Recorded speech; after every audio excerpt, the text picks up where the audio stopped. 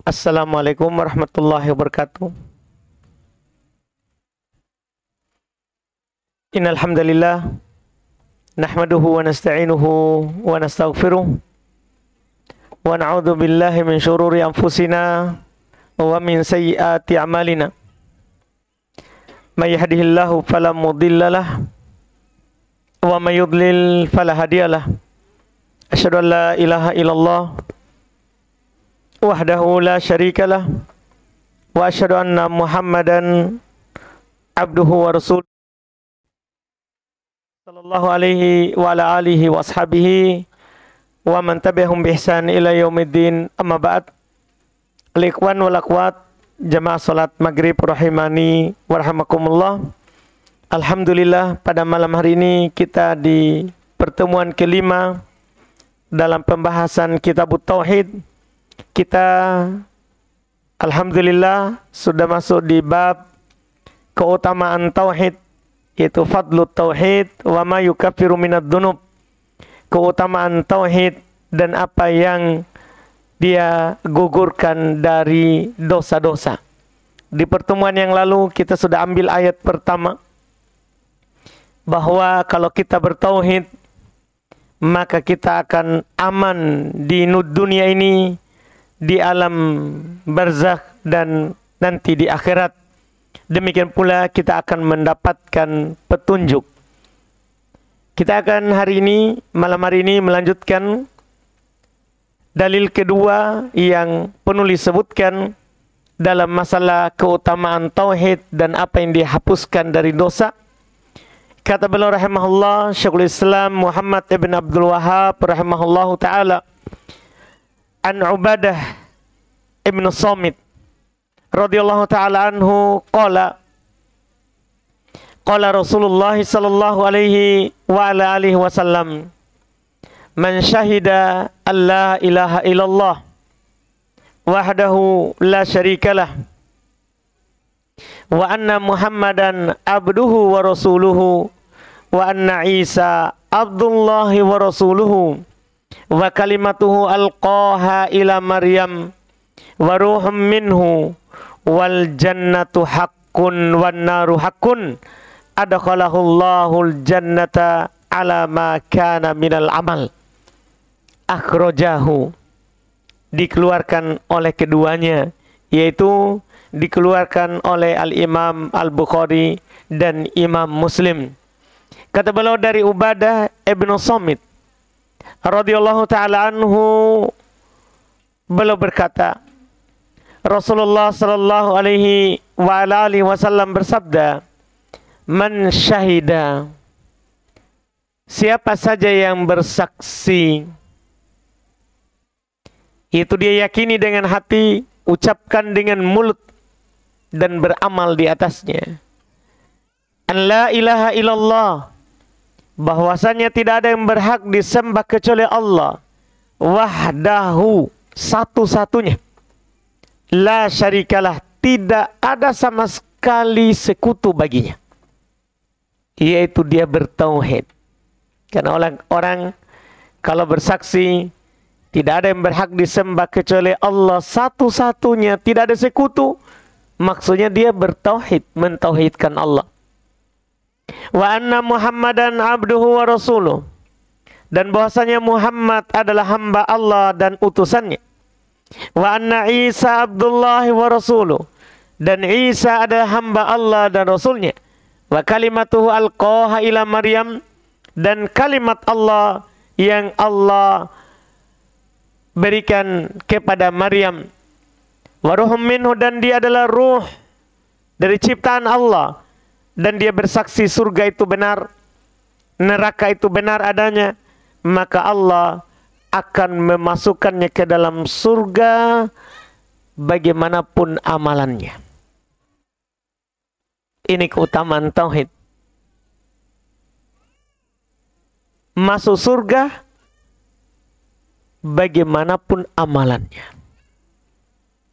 Kata para ulama rahimahumullahu ta'ala, seperti Syekh Saleh Al-Fauzan, ya,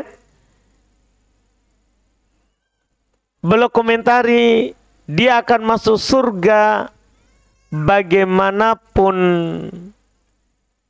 amalannya,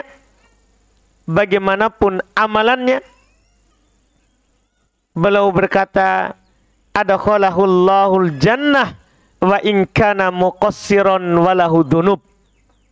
Allah akan memasukkannya ke dalam surga walaupun dia sebenarnya adalah orang yang kadang muqassiran, kurang dalam beramal, dan bahkan dia punya dosa. Yang penting dia bertauhid. Walaupun dia punya dosa, Allah akan mengampuni dosanya. Allah akan memasukkan dia ke dalam surga. Karena beliau berkata, li'annal muwahhid la budda lahu min dukhulil jannah. Karena orang yang bertauhid pasti masuk surga. Ini kata Syekh Shalih Al-Fauzan, makna yang pertama.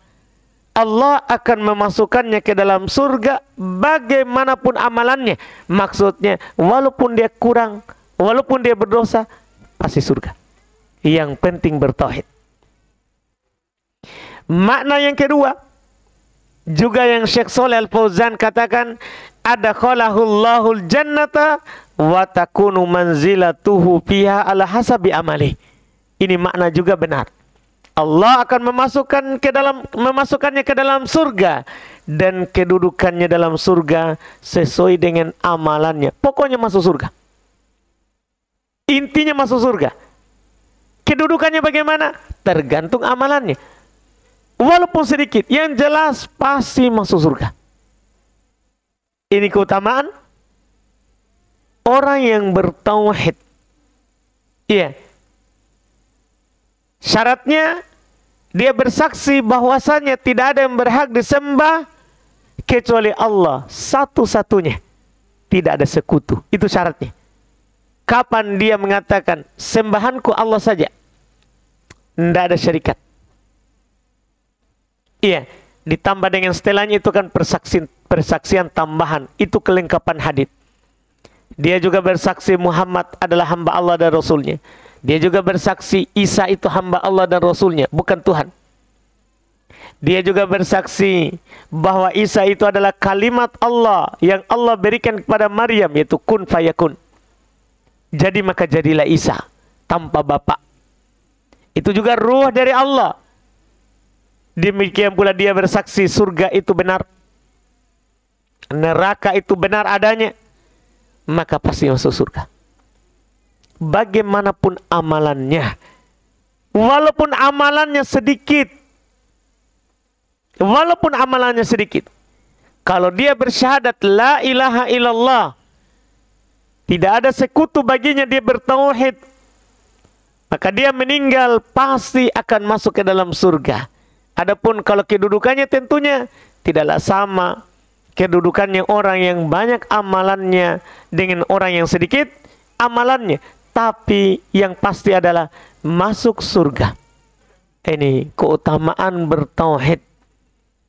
Pada hadits ini Syekh Shalih Al-Fauzan, ya, hafizahullah taala, beliau menjelaskan faedah dari hadits ini. Beliau berkata, ma yustafadu minal hadits, apa yang diambil faedah dari hadits yang barusan kita baca tadi.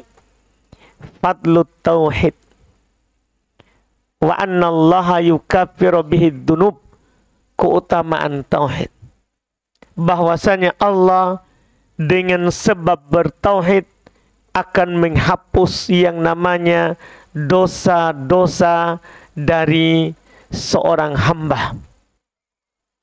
Kita pernah dengar, ya, kalau hadits ini adalah hadits, kalau Ustaz hadir khutbah, ini menjadi andalan.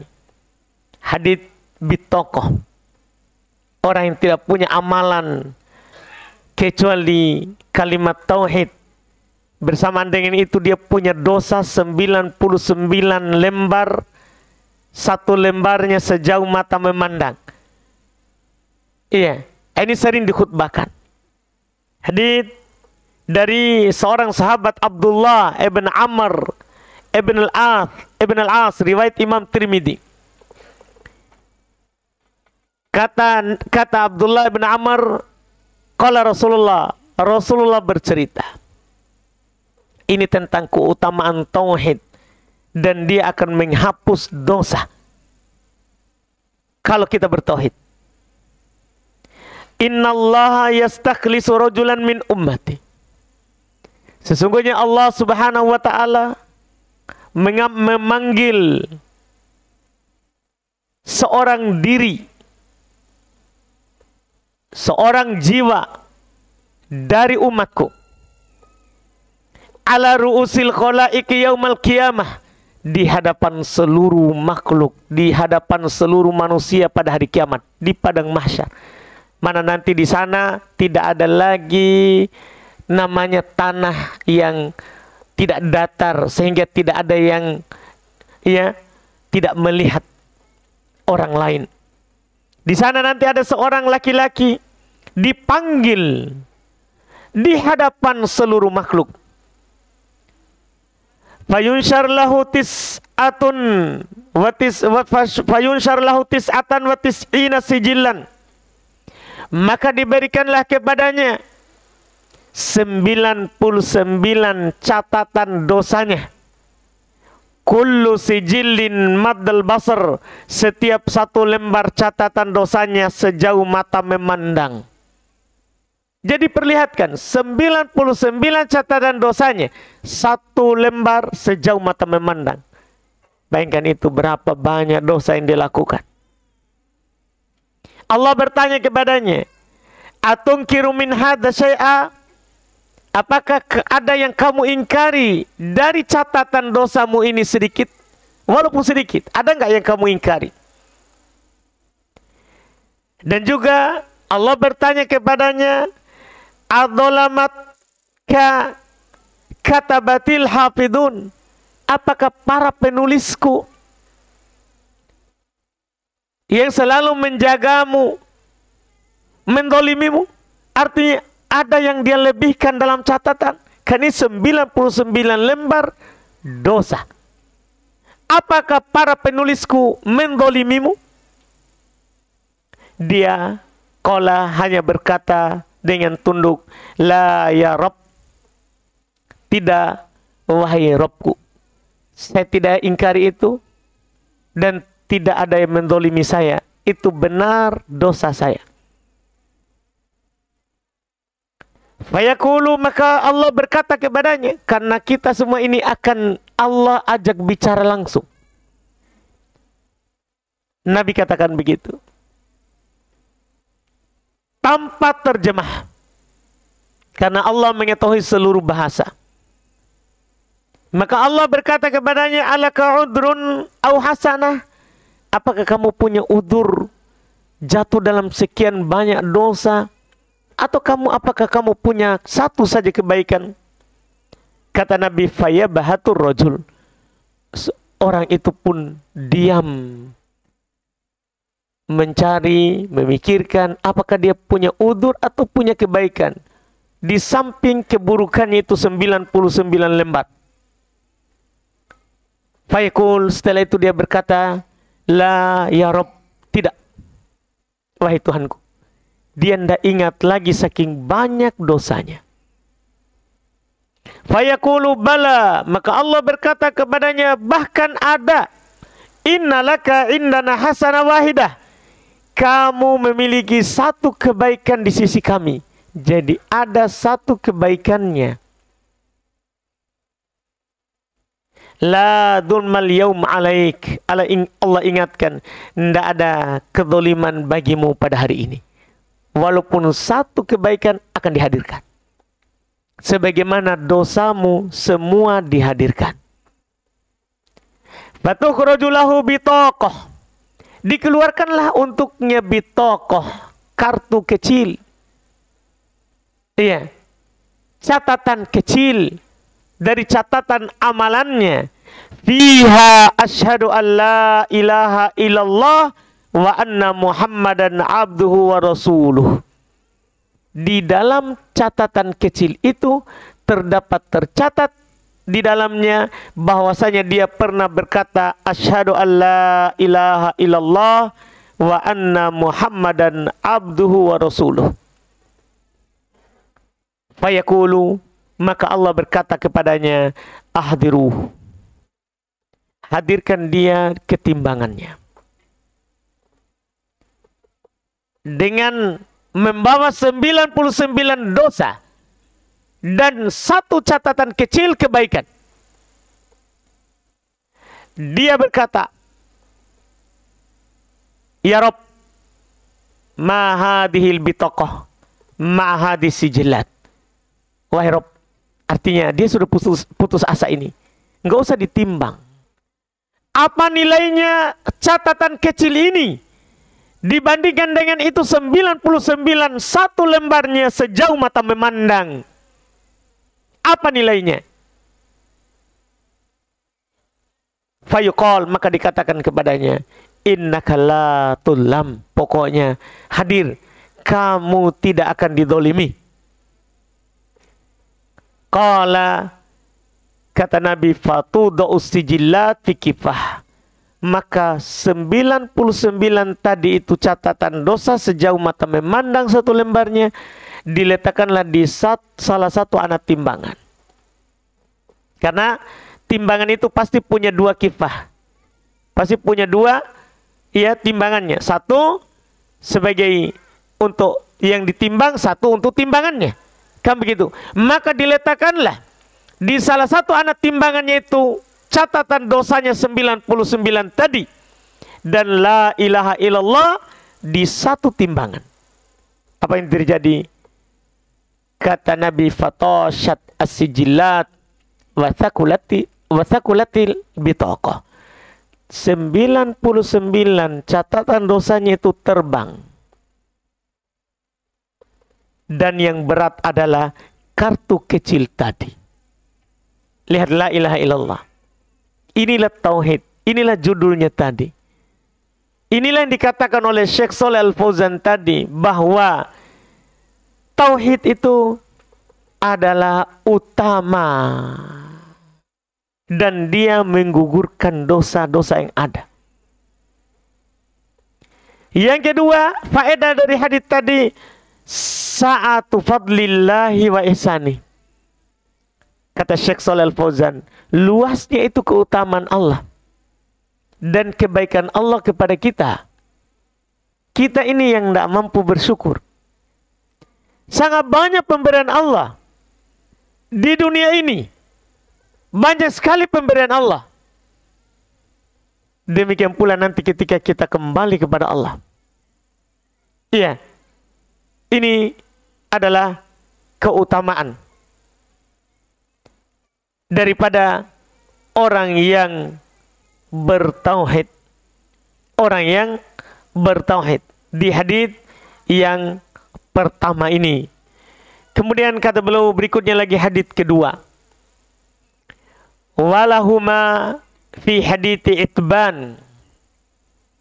Juga dalam riwayat Imam Al-Bukhari dan Muslim dari hadits Itban Ibnu Malik radhiyallahu ta'ala an. Beliau berkata, Nabi sallallahu alaihi wasallam bersabda, fa innallaha harrama 'alan nar man qala la ilaha illallah yabtagi bidzalika wajhallah. Nabi bersabda, sesungguhnya Allah mengharamkan neraka.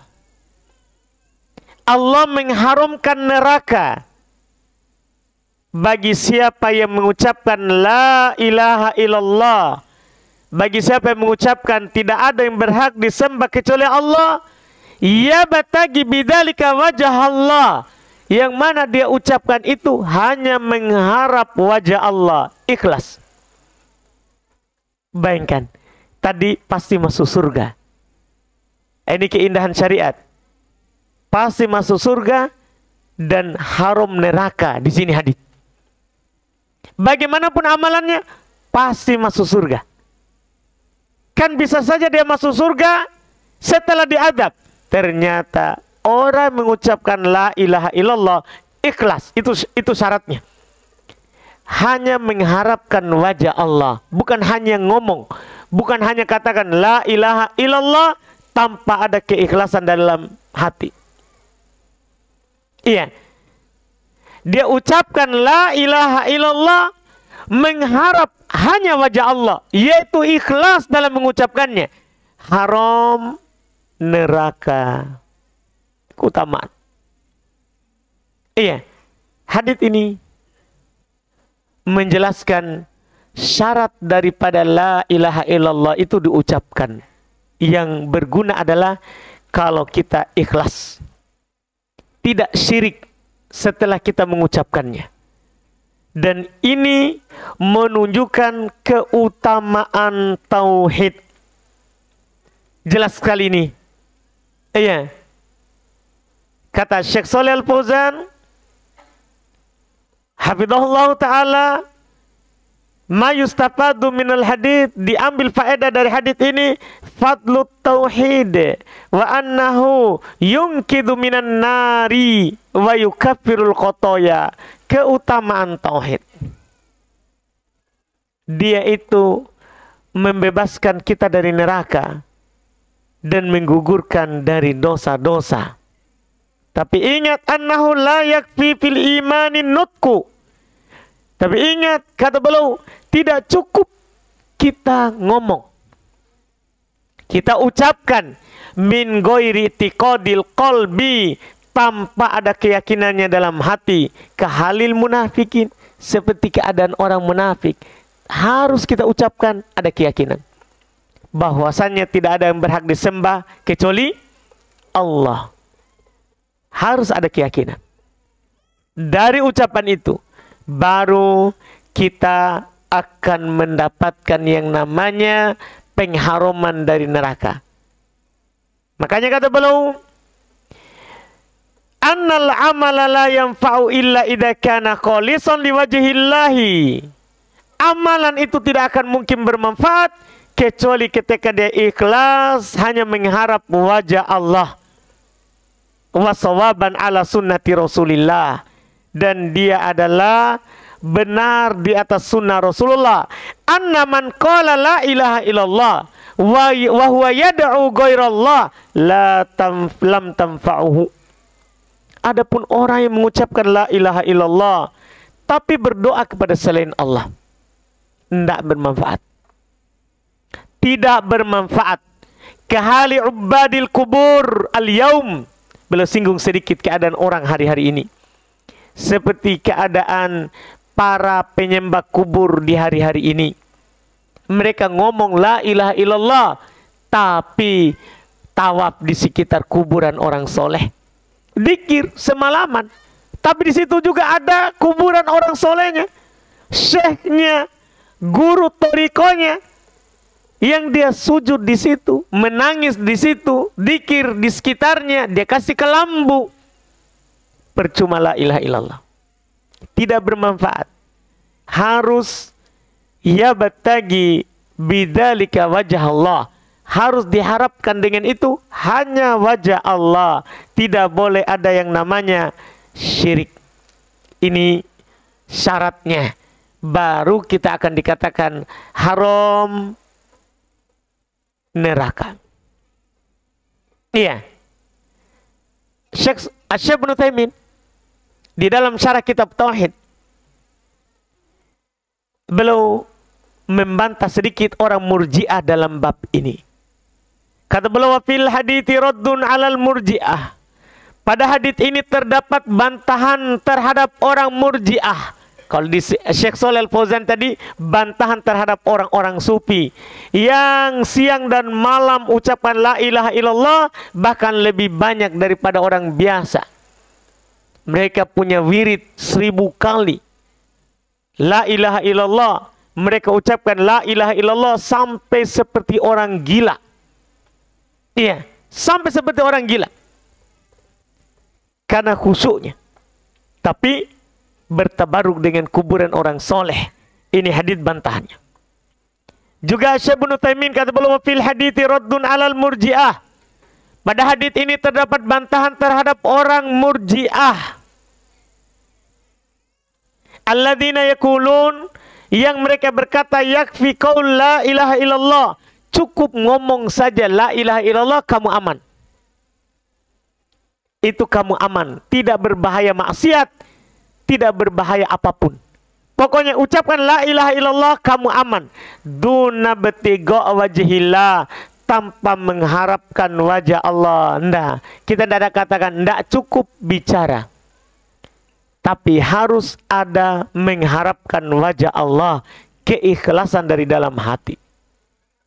Harus ada keikhlasan dari dalam hati.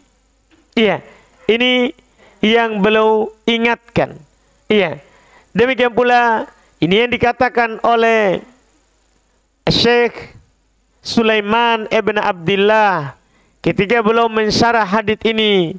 Beliau berkata juga senada dengan para ulama yang lain, wa fil hadithi dalilun, dalam hadits ini terdapat dalil ala annahu la yakfi fil imanin nutqu min ghairi tiqadin, bahwasannya tidak cukup dalam keimanan itu kita mengucapkan tanpa ada keyakinan. Wabil aks, demikian pula sebaliknya, tidak cukup yakin tapi tidak ngomong.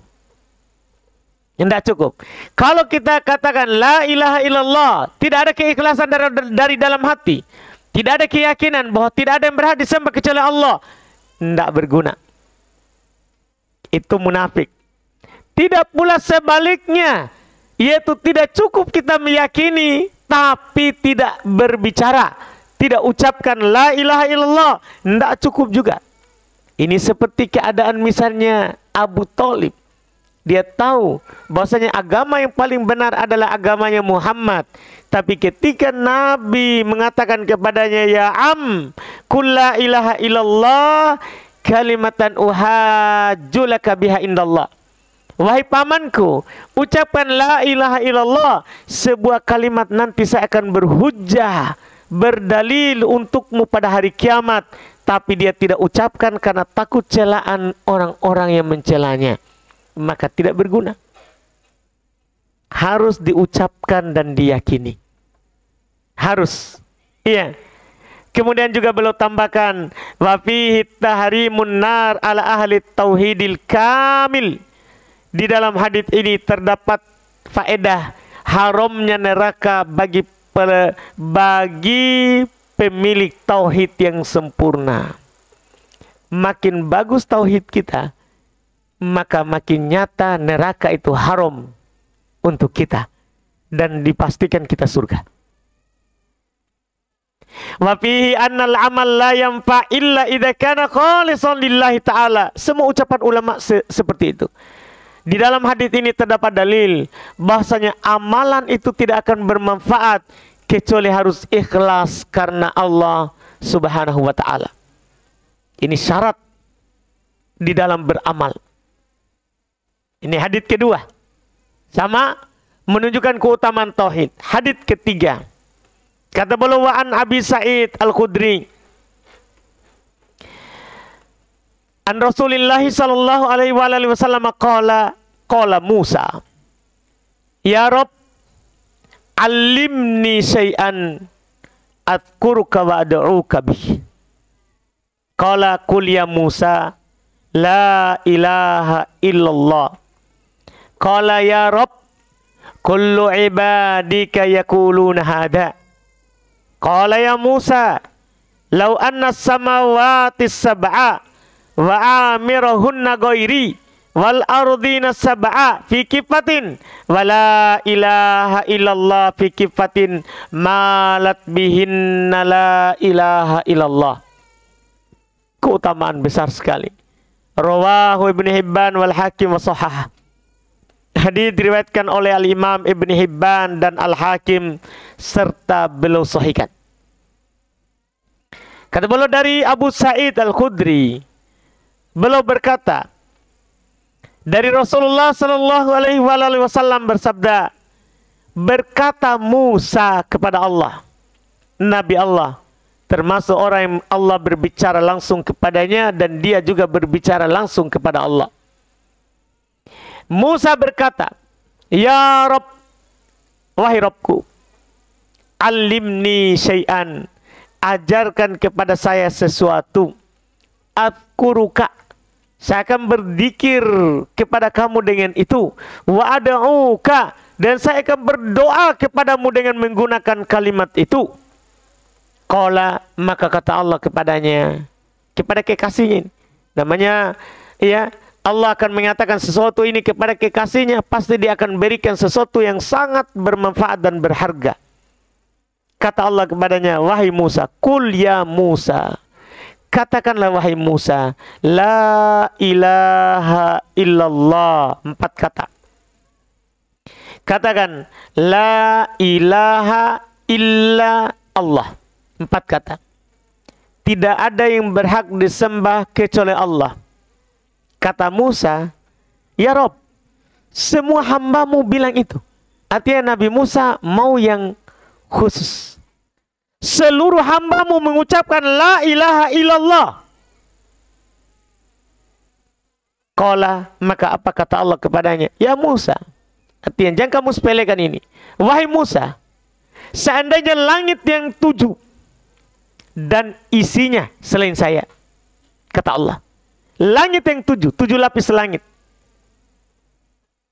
dan isinya, wal aradina sab'a, dan bumi yang 7, fikifatin, diletakkan di satu timbangan, dan la ilaha illallah fikifa, la ilaha illallah di satunya lagi, maka langit yang 7 serta isinya, bumi yang 7 serta isinya, itu akan ringan dibandingkan dengan la ilaha illallah. Ternyata keutamaan la ilaha illallah itu lebih utama daripada beratnya, lebih berat daripada beratnya langit dan bumi. Lebih berat. Nah, ini ucapan tidak boleh kita sepelekan berarti. Iya, karena kalau seandainya ditimbang langit dan bumi dengannya, maka akan kalah. Makanya tidak heran tadi di hadits bitokoh, kertas kecil mengalahkan berapa tadi? 99 lembar dosa, 1 lembar sejauh mata memandang. Kan tentunya jauh dibandingkan dengan langit dan bumi. Memang satu langit tebalnya 500 tahun perjalanan. Satu langit tebalnya. Antara langit dan satu dengan langit yang lain 500 tahun perjalanan lagi tebalnya. Tentunya catatan 99 tidak bisa melebihi itu. Iya, belum lagi luasnya langit dan bumi. Makanya kita tidak heran kalau kita hubungkan dengan hadits ini. Langit dan bumi saja kalah berat, apalagi catatan dosa yang kita miliki. Ini sekali lagi keutamaan tauhid. Dan ini indah susunan Syekh kepada kita ini. Setelah beliau tegaskan di awal, kita itu wajib bertauhid. Karena kita dicipta supaya bertauhid. Rasul diutus untuk mengajak kita kepada tauhid. Kita diperintah oleh Allah untuk bertauhid. Kenapa sampai seperti itu? Kita dicipta karena supaya kita bertauhid. Rasul diutus semuanya supaya kita bertauhid. Allah perintahkan kita untuk bertauhid. Kenapa? Karena ini adalah utama. Ini harus kita kaji terus ini. Iya, apalagi orang yang sudah putus asa karena banyak sekali dosanya. Kan kadang orang kalau sudah banyak dosanya, sudah mulai putus asa. Terjadilah sampai yang namanya bunuh diri. Karena putus asa dari dosa yang dia lakukan. Dari dosa yang dia lakukan. Ternyata sebenarnya orang-orang yang banyak dosanya, yang sudah putus asa, cukup kita ajak untuk belajar tauhid. Iya, akan muncul lagi yang namanya semangat. Tidak berbekas lagi dosa sebelumnya. Sahabat Ammar ibn al-As, iya, kalau kejahatannya dalam Islam tentunya besar dan banyak sebenarnya.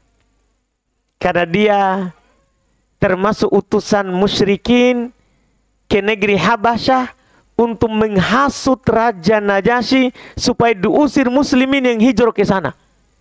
Jadi saat dia belum Islam itu, dia belum Islam. waktu kaum muslimin diperintahkan oleh Nabi berhijrah ke Habasyah, ya, dan di sana mereka bisa beribadah kepada Allah dengan tenang, karena di sana kerajaan tidak dizalimi seorang pun. Seorang bebas beribadah sesuai dengan keyakinannya waktu itu, sehingga muslim bisa beribadah, padahal agama penduduk negeri, bahkan agama rajanya adalah Nasoro. Tapi mereka tidak zalim. Apa yang terjadi? Orang-orang musyrikin mengutus Amr bin As untuk menghasut itu raja. Usir itu mereka. Muslim. Kejahatan tentunya besar. Iya. Saat dia masuk Islam, sudah Nabi berhijrah ke Madinah. Dia datang kepada Nabi SAW untuk membaiat masuk Islam. Dia bilang dengan syarat dihapus sebelumnya, dilupakan apa yang saya lakukan sebelumnya.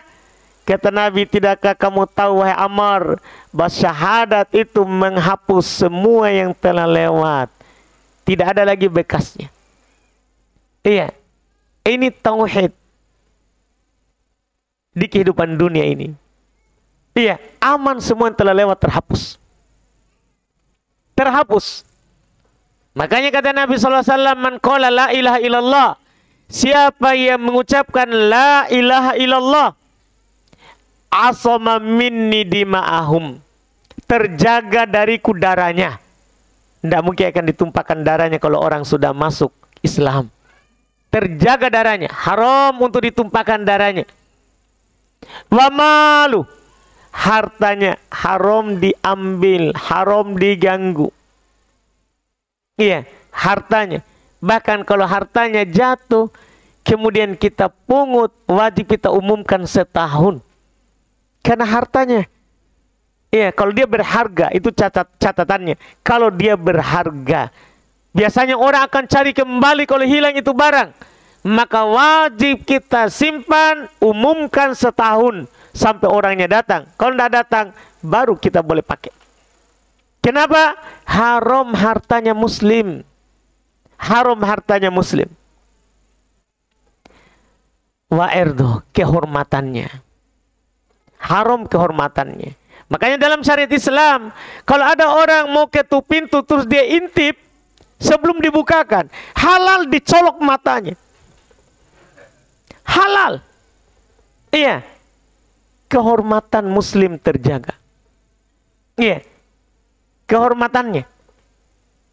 Menuduh muslim baik-baik berzina, kalau tidak bisa mendatangkan 4 saksi, dicambuk 80 kali. Kenapa? Kehormatan muslim dijaga oleh Islam. Wa hisabu Allah, hisabnya tentunya di sisi Allah. Ini di dunia, ini di kehidupan dunia. Inilah keutamaannya. Iya, semua itu tidak seberapa. Ini perbandingan dari Nabi. Kisah Nabi Musa meminta bacaan yang dia berzikir kepada Allah dengannya, yang dia berdoa dengan menyebutkannya. Ketika Allah katakan la ilaha illallah, semua hambamu ngomong itu, mengucapkan itu, maka Allah menjelaskan keutamaannya. Seandainya langit dan 7 serta isinya, bumi yang 7 serta isinya, ditimbang dengan la ilaha illallah, maka dia akan naik. Yang akan berat adalah la ilaha illallah, keutamaan bertauhid. Kita mendengarkan yang seperti ini, itu pengen-pengennya kita akan belajar tauhid seumur hidup. Iya. Tapi kan setan tidak akan pernah tinggal dia.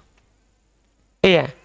Setan tidak akan pernah tinggal diam tentunya, untuk menghalangi kita dari yang namanya belajar tauhid. Kalau mau lihat bukti, mana yang lebih ramai, pembahasan tauhid la ilaha illallah atau pembahasan tematik? Iya. Lihat saja. Kenapa? Bahaya. Setan tidak mau kita masuk surga. Iya. Kita lebih tertarik dengan pembahasan, iya, bidadari surga daripada pembahasan yang menyebabkan kita masuk surga. Percuma kita berhayal, weh, Masya Allah, di cantiknya istriku nanti di surga. Sumsumnya dilihat dari luar. Iya, tidak pernah kentut. Tidak ada baunya sedikit pun. Oh, kekuatannya saya diberikan 100 laki-laki. Itu yang kita pikirkan. Kita tidak pikirkan bagaimana caranya supaya masuk surga. Bagaimana caranya supaya harum neraka. Tapi begitulah. Iya, setan tidak akan pernah tinggal diam. Dia sudah bersumpah, dia akan mengajak kita sebanyak-banyaknya untuk masuk neraka bersamanya. Sehingga kalau ada yang namanya pelajaran tauhid, sudahlah. Iya, tapi kalau kita seandainya tahu keutamaannya, tidak akan cukup ini masjid. Karena ini penting. Penting. Iya. Lebih penting daripada dunia yang kita punya. Lebih penting. Karena dunia ini, kalau ditimbang dengan la ilaha illallah, tidak akan pernah bernilai. Tidak akan pernah bernilai. Ini keutamaan mengenal satu ilmu, yaitu yang namanya la ilaha illallah. Itu yang namanya la ilaha illallah. Ini hadits yang ketiga. Hadits berikutnya, satu hadis lagi kita selesaikan ini. Alhamdulillah. Satu lagi. Pendek insya Allah. Iya. Supaya nanti tinggal masuk lagi bab berikutnya. Kata beliau Walid Tirmidzi wa hasanah. Dalam riwayat Imam At-Tirmidzi dan beliau hasankan. An Anas, dari Anas radhiyallahu taala anhu qala, Anas pelayannya Nabi sallallahu alaihi wasallam, beliau berkata, Sami'tu Rasulullah sallallahu alaihi wasallam yaqul, saya mendengar Rasulullah sallallahu alaihi wasallam bersabda, qala Allah taala, Allah subhanahu wa taala berfirman, hadits qudsi, ya bani Adam, wahai anak Adam, kita semua dipanggil ini. Wahai anak Adam, lau ataitani biqorobil ardi khotoya, sekiranya kamu datang kepadaku dengan sepenuh bumi dosa. Tentunya belum ada mungkin ya seorang punya sepenuh bumi dosa. Tapi sekiranya, berandai, seandainya kamu datang kepadaku dengan sepenuh bumi dosa, tsumma lakitani la tusyrik bi syai'an, itu syaratnya. Tapi kamu setelah itu datang kepadaku tidak pernah syirik. Betul banyak dosamu, tapi tidak pernah syirik. Tidak pernah syirik. Banyak dosamu, tapi tidak ada catatan dosa syirik. La ataituka biqorobiha magfiratan, saya akan datang menjumpaimu dengan sepenuh bumi pengampunan. Ini hadits penutup sesuai dengan judul. Keutamaan tauhid, memastikan kita surga, haram neraka, dan menghapus dosa. Lihat, kalau kamu datang kepada Allah sepenuh bumi dosa, tapi kamu tidak bawa syirik, kamu tidak bawa yang namanya syirik, tidak berdoa kepada selain Allah, tidak bersandar kepada selain Allah, tidak pernah meminta pertolongan kepada selain Allah, dalam hal yang tidak ada yang mampu kecuali Allah, tidak pernah menyembeli untuk selain Allah. Itu syarat-syaratnya. Iya. Maka Allah akan mendatangimu dalam keadaan membawa sepenuh bumi pengampunan. Masya Allah. Keutamaan yang tentunya yang amat besar bagi pelaku tauhid, yang tidak akan didapatkan oleh pelaku syirik. Makanya kata Syekh Shalih Al-Fauzan, fadlut tauhid wa kathratu tsawabih. Ini menunjukkan keutamaan tauhid dan banyaknya pahalanya kalau orang itu bertauhid. Banyaknya pahalanya kalau orang bertauhid. Iya. Iya, bayangkan sepenuh bumi pengampunan. kalau dia bertauhid akan datang kepadanya. Demikian pula faedah kedua kata beliau, sa'atu fadlillahi wa judihi wa rahmatihi wa afwih. Luasnya keutamaan Allah, luasnya kedermawanan Allah, luasnya kasih sayang Allah, luasnya maafnya Allah Subhanahu wa taala kepada kita semuanya, ya, yang bertauhid. Ya, yang bertauhid. Ini yang kita sebutkan di pertemuan ini. Alhamdulillah tamat bab ini. Nanti pekan depan kita akan masuk di bab berikutnya lagi. Akan disinggung lagi keutamaan tauhid tapi dengan judul yang lain, yaitu babu man haqqaqat tauhida dakhalal jannata bighairi hisab. Siapa yang mewujudkan tauhid dalam kehidupannya, maka dia akan masuk surga tanpa hisab. Ini juga masih keutamaannya, tapi belum kasih bab khusus karena ini masuk surga tanpa hisab. Ini masuk surga tanpa hisab, langsung. Ini bagi orang yang mewujudkan tauhid. Nanti ini kita akan ambil di pertemuan kita yang akan datang. Kita adzan dulu.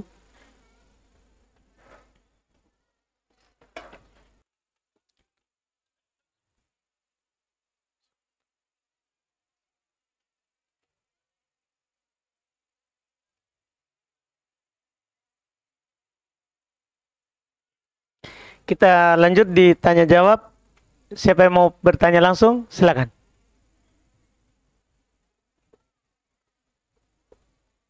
Silakan.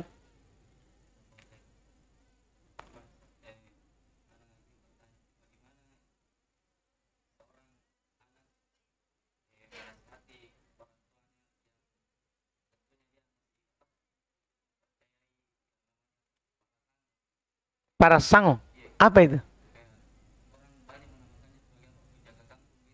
Penjaga kampung.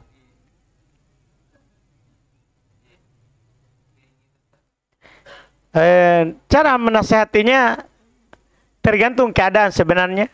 Kalau kita melihat bahwa orang tua itu memang suka menerima dari kita nasihat, langsung saya kasih tahu. Langsung saja kita kasih tahu bahwa hal itu tidak boleh. Kita meyakini hal yang seperti itulah syirik, adalah merupakan syirik, tidak diperbolehkan, tidak diperbolehkan. Akan datang nanti ayat di bab ke-7 nanti, bab yang menjelaskan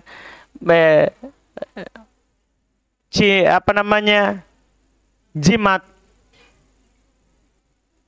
dan yang semisalnya itu masuk dalam syirik dan tidak bisa memberikan mudarat atau manfaat sedikit pun.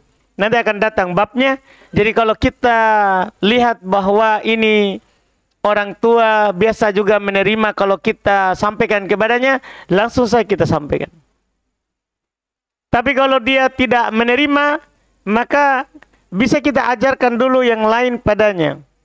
Makna la ilaha illallah yang benar. Nanti dia akan tinggalkan berikutnya.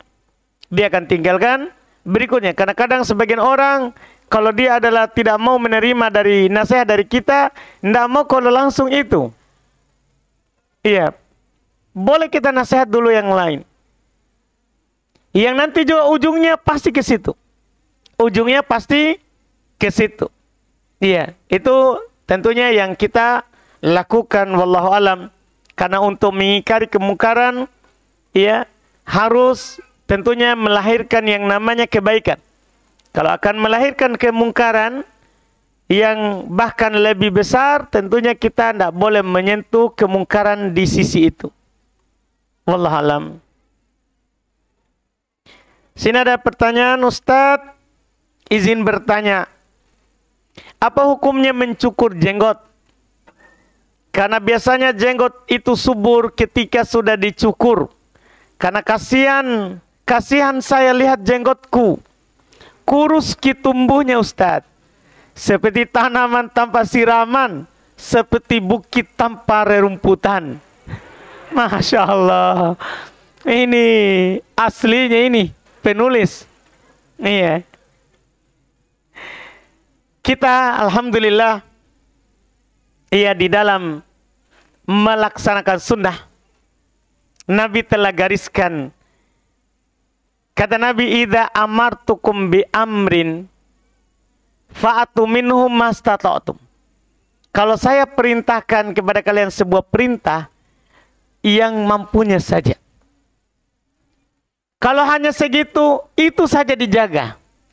Karena kadang kalau kita melakukan hal yang membuatnya ternyata bertambah karena perbuatan kita, kadang kita akan sesali. Dan nanti suatu saat, mulai kita haluskan, banyak sekali. Mulai kita haluskan, karena kita merasa banyak. Makanya terjadi penyesalan kemudian. Yang sebenarnya kalau kita terima takdir tak, itulah yang cocok. Memang wajah tak itu cocok dengan jenggot yang tidak subur. Iya, bukit yang tidak berumput. Memang cocoknya begitu. Memang cocoknya begitu. Tapi jangan kita paksakan. Nanti kita akan menyesal.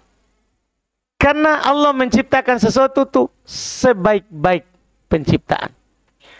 Iya. Sebaik-baik penciptaan. Fi ahsani taqwim. Di sebaik-baik penciptaan. Semua Allah atur. Siapa yang punya banyak jenggot, siapa yang tidak punya banyak jenggot, diatur. Kalau dia banyak jenggot, jelek mukanya. Jelek mukanya. Iya. Tapi kalau dikasih jenggot segitu, itulah yang pas untuk mukanya. Iya. Bahkan Allah sudah tahu, kalau dia banyak jenggotnya, tidak bisa istiqomah. Nanti dia akan mencabutnya. Nanti dia akan haluskan sedikit. Dengan alasan, terlalu subur Ustadz gunungnya. Begitu lagi nanti. Makanya yang paling baik adalah, i'malu kulun muyassarun lima khuliqalah. Beramal saja. Semuanya dimudahkan di atas takdirnya, ciptaannya. Dimudahkan di atas ciptaannya. Ya, kalau begitu kita dicipta, itu saja. Karena kita dimudahkan di situ. Itu yang dikatakan oleh Nabi. Itu yang dikatakan oleh Nabi. Tidak perlu kita terlalu bersedih karena bukit tidak berumput. Tidak usah bersedih. Iya. Itu sudah menjadi takdir. Wallahualam. Ustaz, kemarin tetangga saya meninggal dan saya tidak mensolatinya sebab saya tahu belum memiliki utang dan belum membayarnya. Pertanyaannya, betulkah tindakan saya, Ustaz? Betul. Kalau dengan kita tidak mensolatinya, orang-orang akan membayarkan utangnya. Betul. Dengan syarat, misalnya orang lihat, wah Pak Ustadz tidak solati. Kenapa? Kenapa kira-kira? Orang cari tahu langsung. Kenapa Pak Ustadz tidak solati itu? Langsung ada yang kasih tahu, ada utangnya. Langsung semua orang bayarkan supaya itu Ustadz solatkan. Cocok. Adapun kita tidak solati atau tidak, kita yang rugi. Orang tetap tidak bayar utangnya. Kita rugi. Kita tidak dapat pahala 1 kirot. Kan begitu yang dilakukan oleh Nabi. Ketika ada jenazah yang dibawa, dikatakan kepada Nabi, Nabi sudah mau mensolatinya. Dikatakan kepada Nabi, ada utangnya. Maka Nabi bilang, solati teman kalian. Artinya Nabi tidak solati tapi belum suruh sahabat. Solati teman kalian. Seketika itu langsung ada sahabat mengatakan, ya Rasulullah saya tangguh utangnya. Nabi solati. Jadi harus kita pahami baik-baik bahwa itu ada namanya sebab Nabi ucapkan itu hadits. Jangan sampai kita yang rugi. Kita rugi 1 kirot gara-gara ada utangnya. Baru tidak ada orang mau bayar. Iya, rugi kita. Rugi kita. Iya, lebih baik kita sholat. Sekali lagi kita sholat. Wallahualam.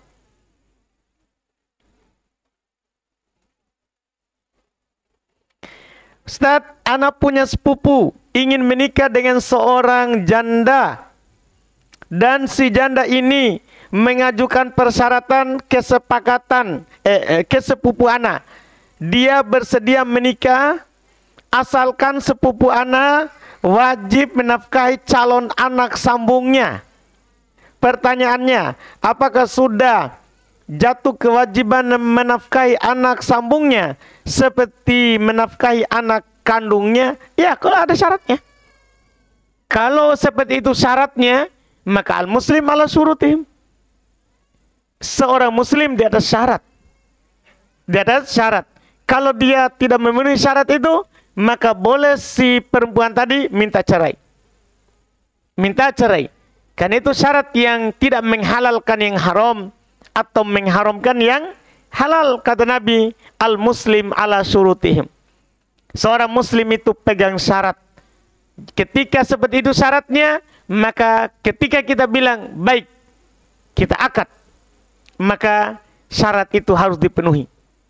Harus dipenuhi. Karena itu syarat yang diajukan dalam syarat akad nikah tadi. Wallahualam. Apakah hadits Ubadah bin Samit yang disebutkan tadi dapat dijadikan dalil untuk menambah kalimat Isa adalah hamba dan Rasul selain dua kalimat syahadat? Tidak. Bukan. Itu cuman ya penyampaian dari Nabi terkait dengan keyakinan. Bukan berarti kalau kita bersyahadat kita tambahkan Isa Abdullahi wa Rasuli. Kita hanya bersyahadat dua kalimat syahadat. Iya, cuman tadi itu adalah kelengkapan haditsnya, keutamaan orang yang berkeyakinan seperti itu. Iya, wallahualam.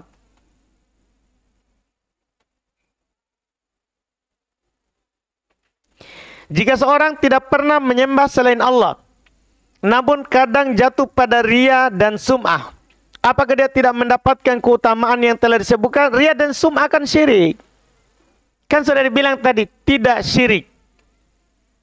Ria dan sum'ah beramal tidak mengharapkan wajah Allah. Kan hadis tadi apa?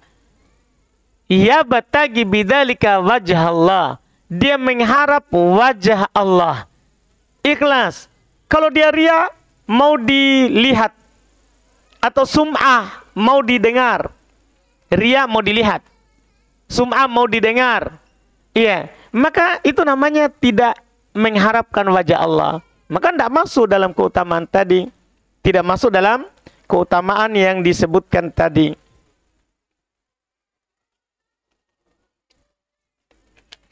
Sini ada pertanyaan berikutnya. Bismillah. Teman saya pernah bercerita kalau dia sudah berpoligami. Bahaya nih. Tapi istri pertamanya tidak diketahui kalau suaminya sudah menikah. Tidak mengetahui mungkin ya. Iya. Kalau suaminya sudah menikah, sudah nikah coko-coko. Bagaimana itu hukumnya, Ustadz? Masya Allah. Iya. Ini menakutkan ini ya. Iya. Kita kalau secara hukum syar'i, ketika di akad ada saksi dua, ada mahar, terus ada walinya itu perempuan, ada bapaknya, ada walinya itu perempuan, ya. Maka kalau kita tanya hukum nikah secara agamanya sah, secara agamanya sah, iya. Tapi tidak sah secara pemerintahan. Nah, ini yang masalah. Karena kapan tidak sah secara pemerintahan, maka akan sulit nanti ke depan. Anggaplah dia lahir, susah. Iya. Untuk menentukan siapa bapaknya. Karena tidak ada surat nikah. Gimana kita mau buat akte kelahiran? Iya. Berarti nanti dia anaknya ibunya. Anaknya ibunya, bukan anak tak. Jadi dia kalaupun ada kartu keluarga di ibunya. Tidak ada bapak dalam nama kartu keluarga itu. Tidak ada bapak, cuman ibu. Jadi ibunya adalah bapaknya dan ibunya. Tidak ada nama bapak di kartu keluarganya. Itu yang pertama, susah. Setelah itu qadarullah kita meninggal. Yang kita pernah kasih dia berupa rumah misalnya. Yang pernah kita kasih dia berupa rumah. Itu bisa diambil oleh istri lama dan anaknya. Kalau kita meninggal. Karena dia tidak tercatat sebagai ahli waris yang resmi di pemerintahan. Walaupun dia bawa ke pengadilan manapun, pasti dia kalah. Kan tidak ada catatan kalau dia adalah suami, istri, anak, tidak. Ini bahaya. Memang nikmat, ya, sembunyi-sembunyi, nikmat. Tapi tidak nikmat kemudian. Dan pasti kita tidak adil. Dipastikan. Siapa yang nikah coko-coko pasti tidak adil. Dipastikan. Iya. Dan kalau tidak adil, ini masalah. Kata Nabi, man lahum ru'atan famala ila ihdahuma ya'ti yaumal qiyamati wasikuhul aiman ma wasikuhu ma'il. Siapa punya dua istri, kemudian dia tidak adil, condong kepada salah satunya saja, maka datang di hari kiamat dalam keadaan pundaknya miring sebelah. Na'udzubillah. Miring sebelah, kita orang lurus-lurus pundaknya di hari kiamat. Kita miring. Ditanya oleh teman, kenapa kok itu? Poligami saudara, 2. Ini masalahnya di hari kiamat. Bukan ini. Kalau hari ini enak kita hanya berbangga-bangga. Kau apa, Ji? Lihat saya, penghasilanku, kerjaku apa, Ji? 2. Kau enak di dunia ini. Iya. Dan dipastikan itu ya, siapa yang coko-coko pasti dia adil. Cari orang di sana yang coko-coko dia bilang adil. Nggak mungkin. Nggak mungkin adil. Iya kan? Nggak mungkin ada malam. Kan dia bohong sama istrinya. Pasti dicari tahu. Di mana kau bermalam? Masa kita bilang terus di temanku? Masa kita bilang begitu terus? Jadi setiap hari kita berbohong. Kan begitu? Atau kita pakai kaidah siang, yang dihitung itu malam, bukan siang. Karena kalau siang kita pergi casji. Iya toh, tahu begitu, pergi cas. Nah itu istri bukan tempat cas. Iya, bukan tempat cas, tak itu. Itu istri. Tapi itu harus ada kecintaan yang sama. Ada nafkah yang sama, lahir dan batin. Syaratnya besar. Syaratnya besar. Jangan bermudahan. Memang enak coko-coko itu. Enak sekali. Iya. Apalagi perempuannya mau. Tapi masalahnya mau bangkit di hari kiamat dalam keadaan nyaman, enak, tidak malu. Kan malu kita, Pak, di hadapan seluruh makhluk. Iya. Dan kadang sebagian orang dihukumi di dunia itu tiba-tiba miring ke pundaknya. Walaupun kita tidak curiga ya, nanti setiap ada yang miring, istri muda pasti. Tidak tong begitu. Tapi kadang itu siksaan disegerakan. Kadang itu siksaan disegerakan. Karena kadang kita berbohong kepada istri, tapi Allah bongkar bohong tak. Allah bongkar bohong tak. Dengan cara di badan tak. Tapi sebenarnya tidak mungkin istri tak tidak tahu. Iya, karena dia sudah tahu kita lama. Sebenarnya dia tahu itu. Tapi tinggal tunggu bukti, setelah itu dia meledak. Tunggu lagi, saya bukan mendoakan Ki. Semoga aman-aman. Semoga aman kita. Iya, jangan sampai kita nanti pergi marah-marah sama saya ini gara-gara doanya Ubaid ini. Enggak, saya doakan semoga aman Ki. Tapi takutlah kepada Allah. Bahaya itu. Bahaya itu. Jangan main api kalau tidak mau panas. Bahaya. Kalau ini sudah terjadi, kasih tahu saja istri. Ya makin coko-coko lagi. Daripada bohong terus. Orang poligami seperti ini, bohong terus. Akan bohong terus. Iya. Start berikutnya lagi. Jika seorang itu mempunyai kebiasaan sholat wajib, sunnah rawatib setelah isya, dan dilanjut dengan sholat sunnah witir pada tiap malamnya. Kemudian di suatu hari dia lupa melaksanakan sholat isya. Dia lupa melaksanakan sholat isya, sunnah rawatib, dan witirnya. Dan ia baru ingat setelah sholat subuh. Maka apakah bisa kita mengganti sholat isya dan witir setelah sholat subuh Bagaimana Ustaz? Bisa. Bisa, tapi witir ketika sudah terbit fajar itu dilakukan genap. Karena tidak ada lagi witir kalau di siang. Jadi boleh kita ganti witir yang luput karena kita lupa, tapi catatannya genap. Catatannya dilakukan apa? Genap. Tidak dilakukan dengan cara ganjil seperti witir di malam hari. Itu wallahu alam. Baik, kita cukupkan. Alhamdulillah. Mudah-mudahan kita semuanya diberikan semangat lagi untuk terus belajar ini. Alhamdulillah. Masih panjang masalah perjuangan ini. Kita baru mau masuk bab 2. Ini kitab lebih dari 60 bab. Ya. Sabar saja. Alhamdulillah. Kita cukupkan dulu. Subhanakallahumma wa bihamdik, asyhadu an la ilaha illa anta, astaghfiruka wa atubu ilaik. Assalamualaikum warahmatullahi wabarakatuh.